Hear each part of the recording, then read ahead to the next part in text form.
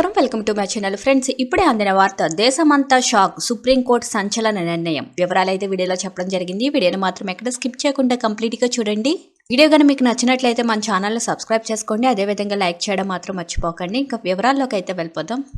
ప్రధాన ఎన్నికల కమిషన్ ఎన్నికల కమిషనర్ల నియామక చట్టానికి వ్యతిరేకంగా దాఖలైన పిటిషన్లను ఫిబ్రవరి 19న విచారిస్తామని సుప్రీంకోర్టు స్పష్టం చేసింది.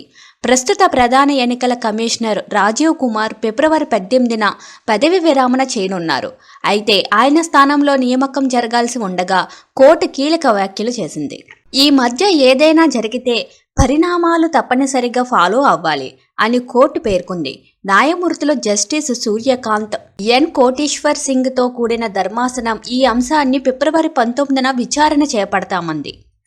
అయితే అసోసియేషన్ ఫర్ డెమోక్రటిక్ రిఫార్మర్స్ అనే ఎన్జీఓ తరపున విచారణకు హాజరైన సీనియర్ న్యాయవాది ప్రశాంత్ భూషణ్ మాట్లాడుతూ, కేసు విచారణ ఫిబ్రవరి 12న జాబితా అయిందని, కానీ ప్రస్తుతం 19కి వాయిదా పడిందన్నారు. ప్రస్తుత ప్రధాన ఎన్నికల కమిషనర్ రాజీవ్ కుమార్ ఫిబ్రవరి 18న పదవి విరమణ చేయనున్నారు.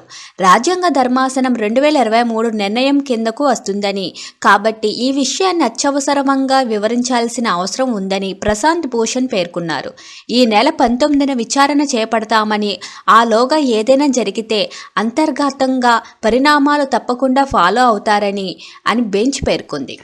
సిఈసి ఈసీల నియామకంపై సుప్రీంకోర్టు ప్రధాన న్యాయమూర్తిని తొలగించి మరో మంత్రిని నియమించి చట్టం ద్వారా కమిషనర్ల నియామకం ప్రభుత్వంపైనే ఆధారపడి ఉండేలా చేశారన్నారు. ఇది సమాన అవకాశానికి, మన ఎన్నికల ప్రజాస్వామ్యానికి విరుద్ధమని రాజ్యాంగ ధర్మాసనం చెప్పిందన్నారు.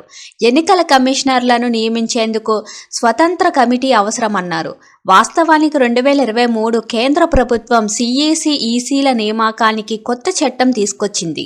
గతంలో సిఈసి ఈసీల నియామకం కోసం ఉద్దేశించిన ప్యానెల్లోని సుప్రీంకోర్టు ప్రధాన న్యాయమూర్తి సైతం ఉండగా, కేంద్రం సీజేఐని తప్పించి కేంద్ర న్యాయశాఖ మంత్రిని ప్యానెల్లోకి తీసుకుంది. ఈ మేరకు పార్లమెంటులోని కొత్త చట్టాన్ని ప్రవేశపెట్టి ఆమోదించింది.